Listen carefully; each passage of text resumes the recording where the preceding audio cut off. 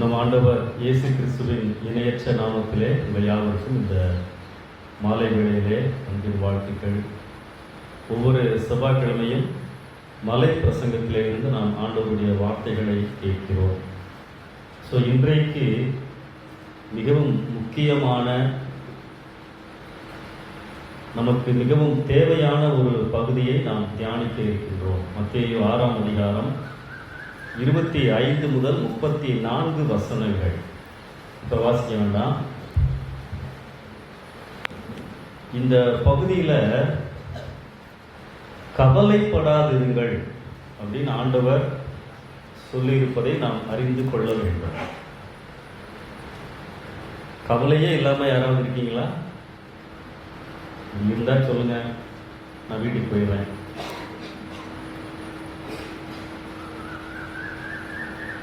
கவலையோட தானே இருக்கிறோம் அப்படின்றீங்களா?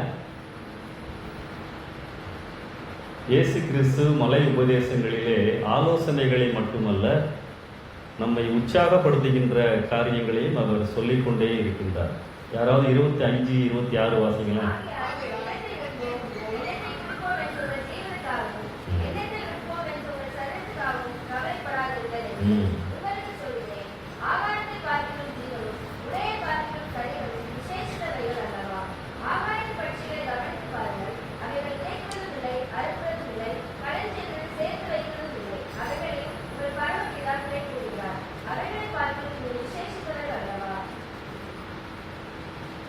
எதை குறித்தும் நீங்கள் கவலைப்படாதீங்க, எண்ணத்தை முன்போம் எண்ணத்தை உடுத்துவோம் அப்படின்னு சொல்கிறாரு. இந்த வசனங்களை பார்க்கும் பொழுது நம்ம முன்கூட்டியே யோசிக்கவோ திட்டமிடக்கூடாது என்பது அர்த்தம் அல்ல. அல்லது ஆண்டவர் பார்த்து கொள்வார், நம்மளுடைய வேலையை நிறுத்திவிடலாம் என்பதும் அல்ல. தேவன் எப்படியும் போஷிப்பார் என்ற அர்த்தத்தையும் நாம் எடுத்துக்கொள்ளக்கூடாது. ஆண்டவர் பறவைகளை போஷிக்கிறார் என்று சொல்லப்பட்டிருக்கின்றது. ஆனால் பறவைகள் கூட்டிலேயே இருக்குது. காலையில் எந்திரிச்ச உடனே இறை தேடி சுற்றி திரிகிறது. அவைகள் தங்களுக்காக தேட வேண்டும். இங்கே இயேசு என்ன சொல்லுகிறார்? எப்பொழுதும் போல நம்மளுடைய வேலைகள் எல்லாம், நம்மளுடைய கடமைகளை எல்லாம் செய்ய வேண்டும். ஆனால் கவலைப்படக்கூடாது என்று சொல்வதை நாம் பார்க்கின்றோம். ஆன்சைட்டி, இப்படி ஆகி விடுமோ, ஏன் இப்படி நடந்து விட்டது என்று சொல்லி இதையே நினைத்து கொண்டிருப்பது. 25ஆம் வசனத்துல உங்கள் ஜீவனுக்காக அப்படின்னு சொல்லி சொல்றாரு. ஜீவன் ஆண்டவர் கொடுத்தது என்று நம்புவோமானால் அந்த ஜீவனுக்கு தேவையான ஏதுக்களை அவர் கண்டிப்பாக கொடுப்பார் என்பதை நாம் விசுவாசிக்க வேண்டும். ரோமர் 8:32 வாசிங்களேன்.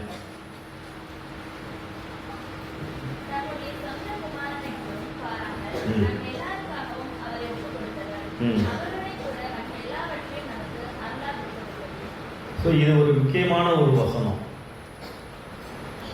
இயேசு கிறிஸ்து நமக்காக, நம் ஒவ்வொருவருக்காகவும் சிலுவையிலே மரித்த காரியத்தை ஒப்புமையாக இங்கே பவுல் காட்டுகின்றார். என்ன சொல்லுகின்றார்? நானும் நீங்களும் பாவியாக இருந்த பொழுதே பிதாவானவர் இயேசு கிறிஸ்துவை எனக்காக சிலுவையிலே மரிப்பதற்கு கொடுத்திருப்பார் என்று சொன்னார். இப்பொழுது நான் பாவி அல்ல, ஆண்டவருடைய பிள்ளையாக இருக்கிறேன், இயேசுவை நம்புகிறேன். அப்படி என்று சொன்னால், பாவியாக இருக்கும் பொழுதே இயேசு கிறிஸ்துவை நமக்காக கொடுத்தவர் இன்றைக்கு நான் அவருடைய சொந்த பிள்ளையாக, மகனாக, மகளாக இருக்கின்ற பொழுது நம்முடைய தேவைகளை சந்திக்க மாட்டாரா? கவலைப்படாதீர்கள் என்று சொல்கின்றார். 26ஆம் வசனத்துல பறவைகளை காட்டிலும் நாம் விசேஷித்தவைகள் என்று சொல்லுகின்றார். 27 வாசிங்க.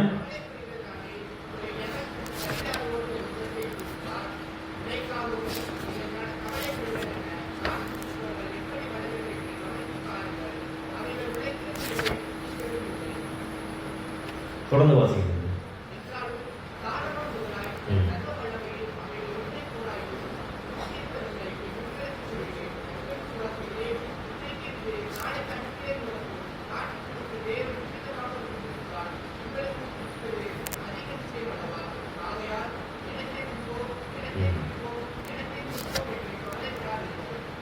போதும் தம்பி. இங்கே காட்டு புஷ்பங்களை ஆண்டவர் சொல்லுகிறார். காலையில நல்லா மலர்ந்திருக்கின்றது, மாலையிலே அது கருகி போய்விடுகிறது என்று சொல்லுகின்றார். எதை சொல்லுகிறார்? இயேசு கிறிஸ்து வாழ்ந்த நாட்களிலே இந்த நிலக்கரி அடுப்பை போல கரி அடுப்பை பயன்படுத்துவார்கள்.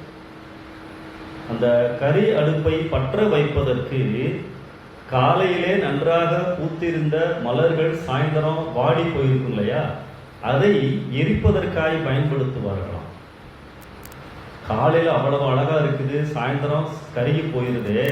இந்த குறைந்த ஆயுசு நாட்கள் உள்ள இந்த மலர்களையே ஆண்டவர் அழகாக செய்வார் என்று சொன்னால், உடுத்து விப்பார் என்று சொன்னால், இவ்வளவு வருடங்கள் வாழப்போகின்ற நமக்கு ஆண்டவர் எதுவும் செய்யாமல் இருப்பாரா?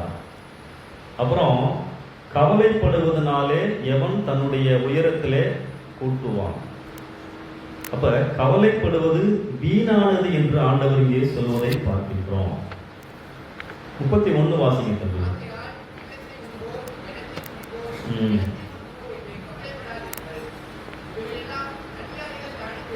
அஞ்ஞானிகள், அஞ்ஞானிகள் என்று சொன்னால் ஆண்டவர் யாரை குறிப்பிடுகின்றார்? கடவுளை நம்பாதவர்கள், அவர்களைத்தான் இங்கே ஆண்டவர் சொல்லுகின்றார். 33 வாசிங்க.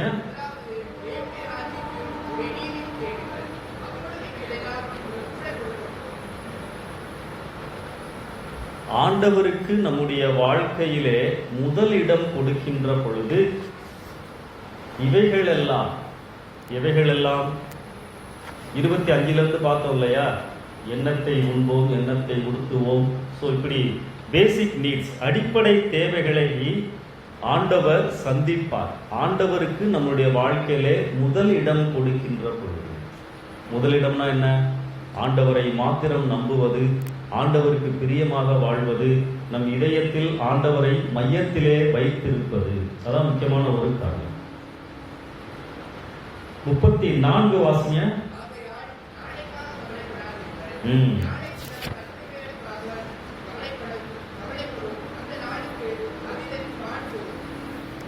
எதிர்காலத்தை குறித்தும் நான் கலங்க தேவையில்லை என்று சொல்லி ஆண்டவர் இங்கே சொல்லுகின்றார்.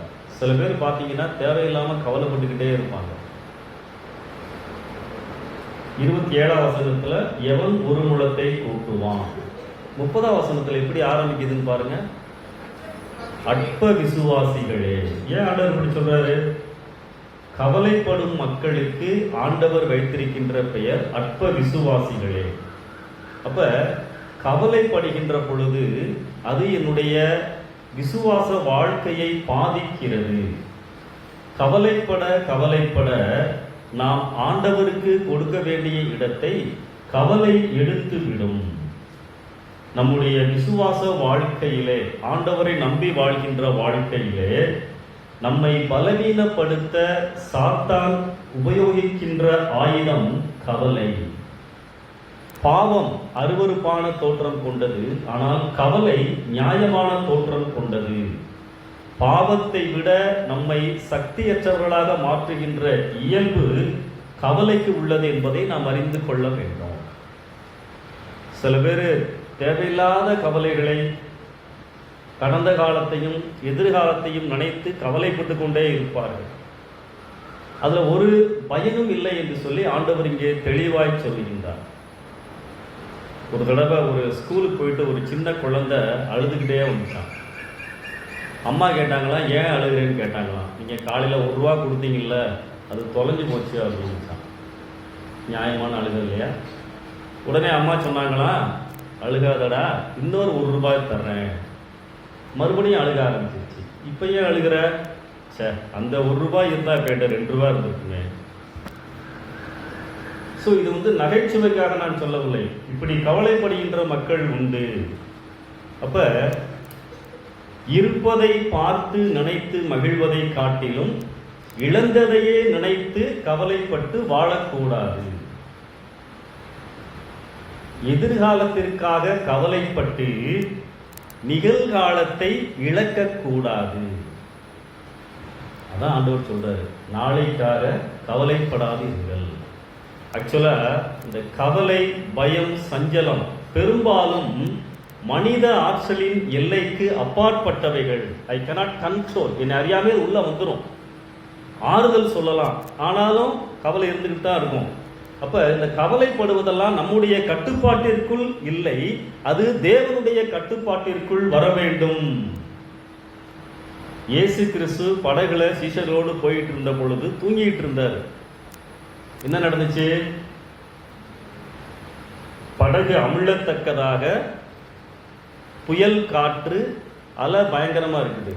சீஷர்கள்லாம் பயந்தார்கள். இயேசு கிறிஸ்து என்ன பண்ணாரு?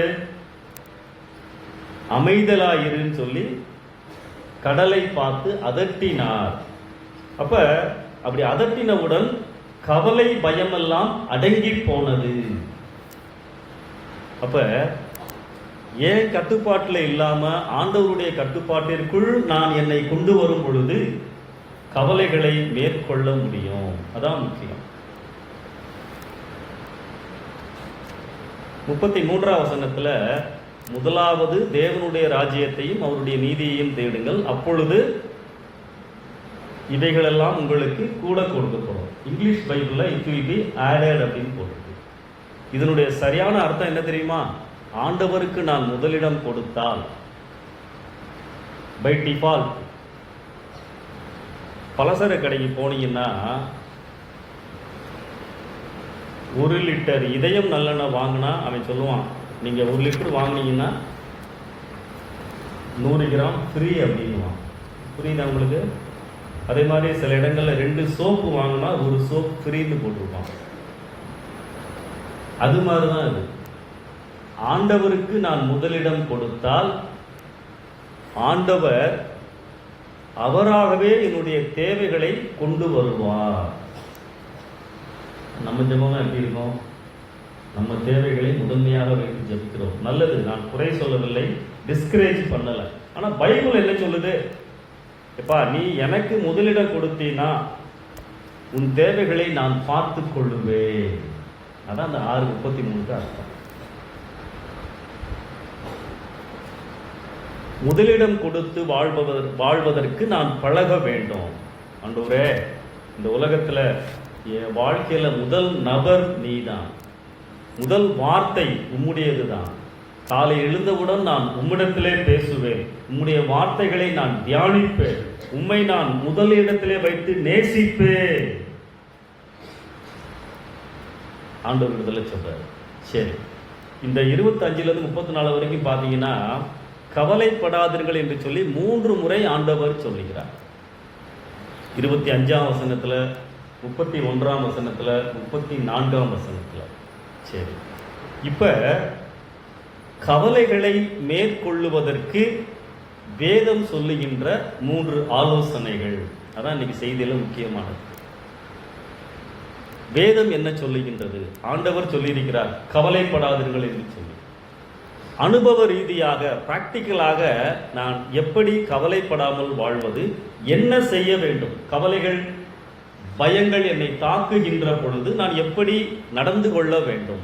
முதலாவது காரியம், கவலை என்னை தாக்குகின்ற பொழுது turn to Jesus and inform everything to him. இயேசுவிடம் திரும்பி அவரிடத்திலே எல்லாவற்றையும் சொல்லுங்கள். அதான் வேதம் காண்பிக்கின்ற முதலாவது ஆலோசனை. 55ஆம் சங்கீதம் 2ஆம் வசனம் வாசிங்க. இல்ல, அது இல்ல, சாரி, 12ஆம் பாருங்க. கர்த்தர் மேல் உன் பாரத்தை வைத்து விடுன்னு வருங்க. அது 22ஆ? யார் மேல பாரத்தை வைக்கணுமா? கர்த்தர் மேல். இன்னொரு வசனம் வாசிங்க. ஏசாயா 53 4வது வசனம்.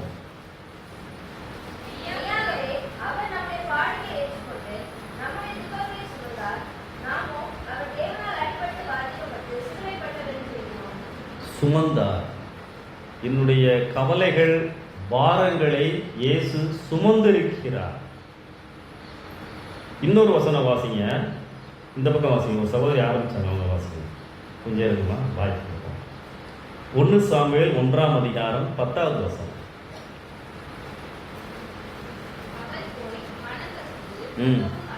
ம் ம்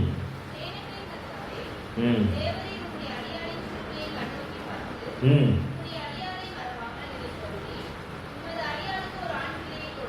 ம் ம் ம். ஆமென். இது யாரு? அன்னாள். மனம் கசந்து குடும்பமா ஆலயத்துக்கு வந்திருக்கிறாங்க, பண்டிகை கொண்டாட வந்திருக்கிறாங்க, எல்லாரும் உட்கார்ந்துருக்காங்க, எல்லாரும் சாப்பிட்டுக்கிட்டு இருக்காங்க. அன்னாளுக்கு பிரச்சனை, குழந்தை பல வருஷங்களாக இல்லை, நிறைய அவமானங்களை எதிர்கொண்டவள் அந்த இடத்துல உட்கார முடியல. எல்லாரும் சந்தோஷமா இருக்கிறாங்க, இவளுக்கு கவலை தாக்குகிறது. அதுக்கு முன்னாடி என்ன போட்டிருக்கும்னா, அவள் எழுந்து தேவனிடத்திலே வந்து மனம் கசந்து தன்னுடைய பாரங்களை கொட்டினாள். அப்ப வேதம் நமக்கு முதலாவது காண்பிக்கின்ற ஆலோசனை என்ன? கவலை என்னை தாக்குகின்ற பொழுது ஆண்டவரிடத்திலே சொல்ல வேண்டும். 17ஆம் வசனம் அதிலேயே வாசிங்க. ம் ம் ம் சமாதானத்தோட. அப்ப ஆண்டவர் நம் இதயத்தை முதலாவது ஆயத்தப்படுத்துகிறார், சமாதானத்தை கொடுக்கிறார். இரண்டாவது காரியம், கவலை என்னை தாக்குகின்ற பொழுது pray with thanksgiving. கொஞ்சம் கஷ்டமான காரியம் தான் இல்லை. கவலையா இருக்கிற எங்க சோத்திரம் சொல்றது, டென்ஷனா இருக்கிற எங்க சோத்திரம் சொல்றது? சோத்திரத்தோட ஜெபியுங்கள். பிலிப்பியர் 4, யாராவது பாய்ஸ் வாசிங்க. கபிலன் பின்னாடி போயிட்டாரு, சத்தமா வாசிப்பா. பிலிப்பியர் 4:6. நீங்கள் ஒன்றுக்கும்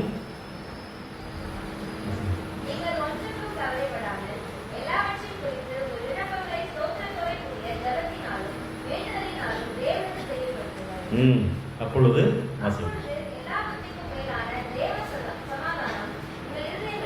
ஆமென். ஆமென். பார்த்தீங்களா, வேதம் சொல்லுகின்ற இரண்டாவது ஆலோசனை என்ன? நீங்கள் ஒன்றுக்கும் கவலைப்படாமல் எல்லாவற்றையும் குறித்து. ஜேக்கான் வாழ்க்கையில் இருக்குல்ல, அம்மா எல்லாவற்றையும் குறித்து. இப்போ ஆண்டவர்கிட்ட தானே சொல்லணும். ஆண்டவர் உங்களை வழிநடத்துவார், இதயத்தை ஆயத்தப்படுத்துவார். தானியேல் 6:10. தானியேலோ வென்றால் அந்த பத்திரத்திற்கு கையெழுத்து வைக்கப்பட்டது என்று அறிந்தும் தான் தினமும் 3 வேளையும் செய்து வந்ததைப் போல ஜன்னலை எல்லாம் திறந்து வைத்து ஆண்டவரிடத்திலே ஸ்தோத்திரம் பண்ணி ஜெபம் பண்ணினான். அல்லேலூயா. என்ன பிரச்சனை தானியேலுக்கு கவலையா இருக்கும்? அடடா, ஜெபம் பண்ணக்கூடாதுன்னு சொல்லிட்டாங்களே. ஜெபம் பண்ண என்ன ரிவார்டு? சிங்கத்துக்கு பிரியாணி, அப்படித்தானே? ஆனால் இவர் என்ன பண்ணுறாரு பாருங்க, ஒரு கடினமான நேரத்தில் எப்பொழுதும் போல ஸ்தோத்தரித்து ஜெபம் பண்ணினான். அந்த பத்திரத்திற்கு என்ன பத்திரம்? கட்டளை, யாரும் ஜெபிக்க கூடாது. அப்ப ஸ்தோத்திரம் பண்ணி ஜெபிக்க வேண்டும். சங்கீதம் 13 இது வரைக்கும் வாசிக்காதவங்க வாசிங்க. யாராவது முதல் 2 வசனம் வாசிங்க.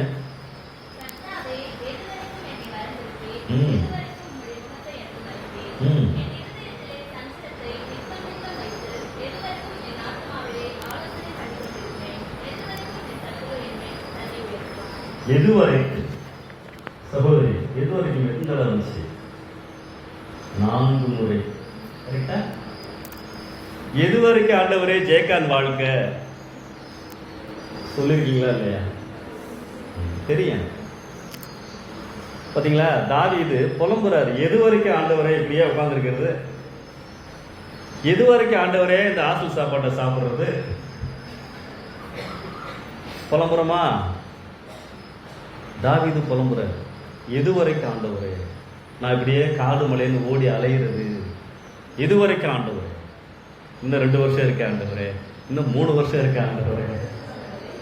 சரிங்களா? இல்லை, நான்லாம் தெளிவாக வச்சிருக்கீங்களா?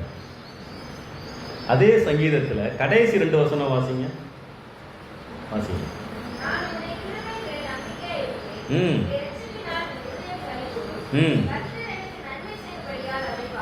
ஆமென்.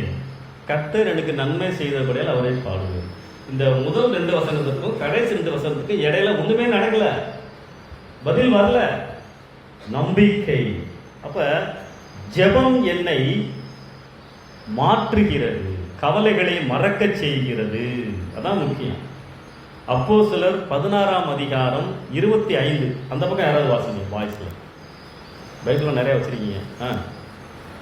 இந்த அட்டன்ஸ் எல்லாம் போட்டிருக்காருல ஒரு தம்பி, அது பக்கத்துல வாசிங்க. அப்போஸ்தலர் 16:25. நடுராத்திரியிலே இங்கப்பா சும்மா வாசிங்க தம்பி.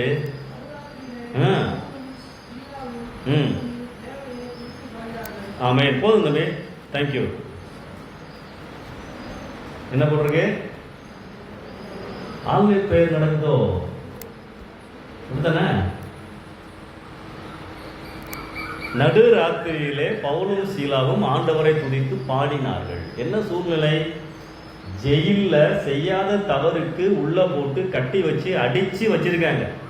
நாளைக்கு விடுதலையா இல்லையா தெரியாது. ஆண்டவரே உங்களுக்கு சோத்திரம். ஆண்டவர் விடுதலை பண்ணாரா? ஆமா பண்ணார்ல. 25க்கு மேல வாசி பாருங்க வீட்டில் போய், ரூம்ல போய்.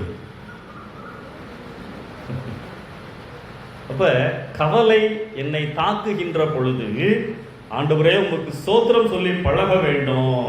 சரி, நான் 2 காரியம் சொல்றேன் இல்லையா?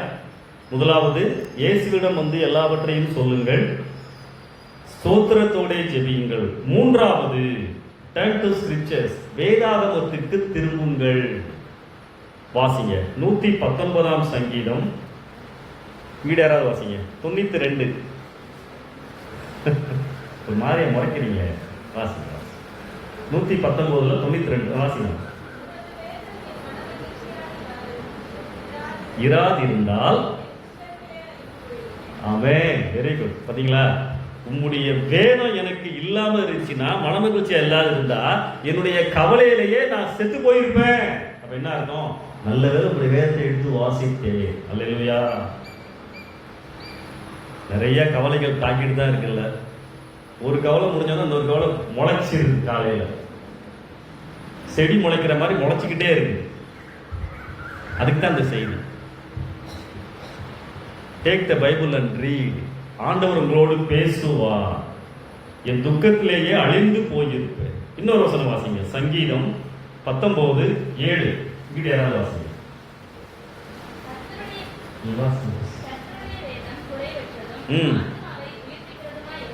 ஆமென். கர்த்தருடைய வேதம் குறைவற்றதும் ஆத்துமாவை உயிர்ப்பிக்கிறதுமாய் இருக்கிறது. ஆத்துமாவை. சரீரத்தில் பிரச்சனைனா டாக்டர் மருந்து கொடுக்கிறாரு, நர்ஸும் கொடுக்குறாங்க. அது எதுக்கு? சரீரத்துக்கு உயிர்ப்பிக்க, சுகத்தை கொடுக்க. ஆத்மாவில், என் ஆத்மாவில் பிரச்சனையா இருக்கு, பாராசிட்டமால் கொடுத்து கேட்க முடியுமா? இப்படிதான் சிரிப்பாங்க. அப்ப கர்த்தருடைய வேதம் தான் என் ஆத்மாவை ரிவைவ் பண்ணும், உயிர்ப்பிக்கும். அதான் முக்கியமான ஒரு காரணம். அப்ப கவலைப்படும் நேரங்களில் வேதத்தை எடுத்து வாசியுங்கள். அல்லேலூயா. என் வாழ்க்கையில் நடந்த ஒரு காரியத்தை சொல்லி முடிக்கிறேன். நான் ஊழியத்திற்கு ஒப்பு கொடுத்துட்டு ஒரு பைபிள் காலேஜில் படிச்சுக்கிட்டு இருந்தேன். பைபிள் காலேஜ் முடிச்சுட்டு வட இந்தியாவுக்கு, பீகாருக்கு மிஷனரியா போனோம். பாதி படிப்பு படிக்கும் பொழுது எனக்குள்ள ஒரு போராட்டம், நிறைய பிரச்சனை, கவலை. ஒன்று, சரீரத்தில் சில பலவீனங்கள். 2வது, வீட்டில் சில பிரச்சனைகள், கடன் பிரச்சனை, அப்படி இப்படி நிறைய இருந்துச்சு. நான் என்ன யோசிச்சேன்? பேசாம ஊழியமும் வேணாம், ஒன்றும் வேணாம், வீட்டுக்கு போயிடுவோம். ஒரு விசுவாசியா இருந்து சனி ஞாயிறுல கிராம ஊழியெல்லாம் பார்த்துக்குவோம், மிஷனரியாலாம் போக வேணாம் அப்படின்னு சொல்லி உட்கார்ந்துருந்தேன் கவலையோடு. அந்த பைபிள் காலேஜில் ஒரு பெரிய ஃபுட்பால் கிரவுண்டு உண்டு. அந்த ஓரங்களில் நிறைய ஸ்டோன் பெஞ்சு போட்டிருப்பாங்க. ஒரு ஓரத்தில் நான் உட்காந்துருக்கிறேன். சாயந்தரம் நேரம், இருட்டுற நேரம், கையில் பைபிள் இருக்கு. அப்போ நான் பைபிளை அப்படியே புரட்டிக்கிட்டே வர்றேன். ஆண்டவரே என்னோடு பேசும் என்று சொல்லி. கரெக்டா ஒரு வசனத்தை ஆண்டவர் காண்பித்தார். என்ன வசனம் தெரியுமா? சங்கீதம் 48:14. இந்த தேவன் என்றென்றைக்கும் உள்ள சதா காலங்களிலும் நம்முடைய தேவன், மரண பரியந்தம் நம்மை நடத்துவார். அல்லேலூயா. அந்த வசனத்தை நான் பார்த்த உடனே, படிச்ச உடனே எனக்குள்ள ஒரு டியூப்லைட், ஒரு உற்சாகம்.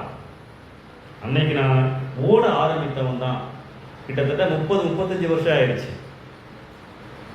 ஸ்டில் ஐ ஆம் ரன்னிங். இப்பொழுதும் முதல் நான் ஓடிக்கொண்டே இருக்கிறேன்.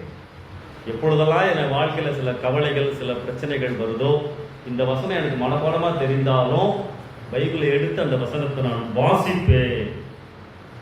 என் பழைய பைபிள்ல தேதி போட்டு அந்த பைபிளை அடிக்கோடிட்டு வைத்திருப்பேன். பாருங்க, கவலைகள் யாருக்கு இல்லை? ஆண்டவர் கவலைகளின் மத்தியில் நம்மோடு இருக்கிறார். அதான் முக்கியம். அப்ப எப்பொழுதெல்லாம் உங்க வாழ்க்கையில கவலைகள், பிரச்சனைகள், பயங்கள் வருகிறதோ, இந்த 3 காரியங்களை நீங்கள் செய்ய வேண்டும். உடனே திரும்பி இயேசுவினிடத்திலே எல்லாவற்றையும் சொல்லுங்கள். எல்லாவற்றையும், உங்களுடைய பயம், உங்களுடைய ஆன்சைட்டி, உங்களுடைய எதிர்பார்ப்புகள், சின்னதா இருந்தாலும் பெரியதா இருந்தாலும் ஒன்று விடாமல் சொல்லுங்க. 2வது, சோத்திரத்தோட சொல்லுங்கள், நம்பிக்கையோடு சொல்லுங்கள்.